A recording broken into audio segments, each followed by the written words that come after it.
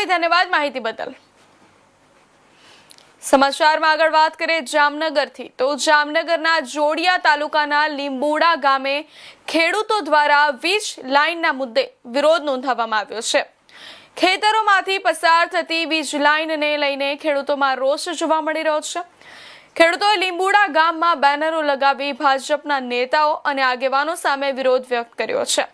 બેનરમાં સ્પષ્ટ ચેતવણી આપવામાં આવી છે કે ખેડૂતોની માંગણીઓ અને વીજ લાઇનને લગતી સમસ્યાનું નિરાકરણ નહીં આવે ત્યાં સુધી ભાજપના કોઈ પણ નેતા કે આગેવાને લીંબોડા ગામે મત માંગવા માટે આવવું નહીં।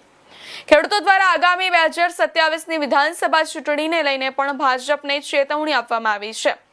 ખેડૂતોની સમસ્યાનો ઉકેલ નહીં આવે તો ચૂંટણી દરમિયાન ભાજપના ઉમેદવારો કે આગેવાનોને ગામમાં પ્રવેશ ન કરવા દેવાની ચીમકી બેનરો મારફતે આપવામાં આવી છે। વીજ લાઇનના કારણે ખેતીની જમીન અને ખેડૂતોને થતી મુશ્કેલીઓનો યોગ્ય ઉકેલ લાવવાની માંગ સાથે લીંબોડા ગામના ખેડૂતોનો આ વિરોધ હાલ ચર્ચાનો વિષય બન્યો છે।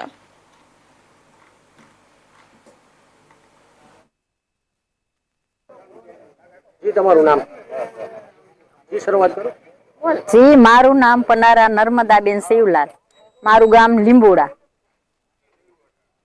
આજે અમને તારીખ 4/7/2026 ના રોજ આપેલ પરિપત્ર મંજૂર નથી અને આજે નોટિસ દેવા આવવાના છે એ નોટિસ પણ અમને મંજૂર નથી। અમે સ્વીકારવાના નથી। અમારા ખેતરમાં અમારે થાંભલા જોતા નથી, તમારી વળતર પણ અમારે જોતી નથી અને આજે ભાજપ વાળા કોઈ પણ અમારા ગામની અંદર હવેથી પગ દેવા આવતા નહીં।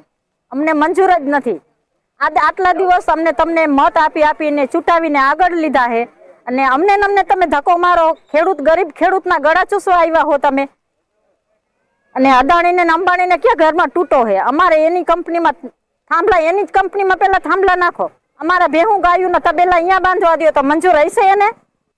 જે કંપની જે અમે બેનરના અનુસંધાનથી અત્યારે સંદેશો દેવા માંગીએ છીએ સરકારશ્રીને કે જે અત્યારે અમારા ખેડૂતોના શોષણ થાય છે એ શોષણ અમે જે અત્યારે અનાજનો અમારો કણ પકાવીને અમે આખા ભારતને ખવડાવી છીએ અને અત્યારે આ સરકારે અમારા માથે જે અત્યાચારને દમન કરે છે એટલે મારું ખાસ કહેવાનું એવું છે, ખેડૂત જાગો, સરકાર ભગાડો। જય જવાન, જય કિસાન।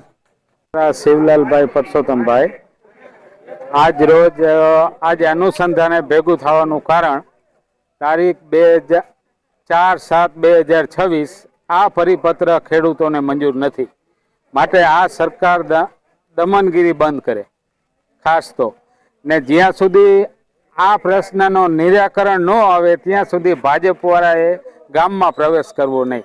ખાસ અનિલભાઈ ધનજીભાઈ રામોલિયા, જોડિયા તાલુકા, જામનગર જિલ્લાનું લીંબોડા ગામ।